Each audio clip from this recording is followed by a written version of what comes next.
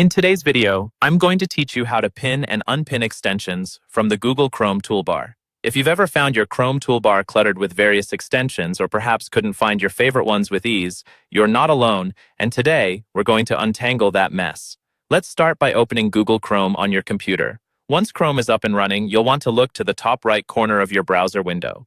There, you'll notice a small icon that resembles a puzzle piece. That's the extensions icon. Clicking on this icon will reveal a drop-down menu displaying all the extensions currently installed on your Chrome browser. Now, if there's a particular extension you frequently use and want quick access to, you can pin it to the toolbar.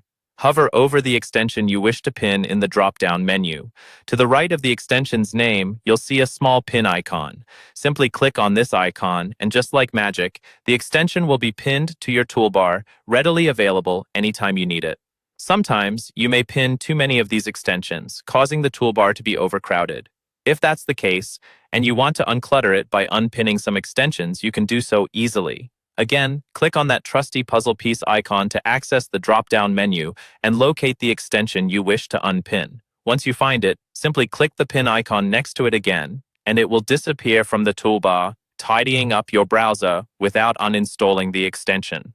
Remember, pinning and unpinning extensions doesn't affect the extensions themselves. They're still active and running in your browser regardless of whether they're visible in the toolbar.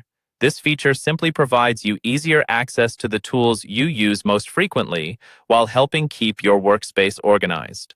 For a quick tip, it's useful to periodically review your installed extensions from time to time.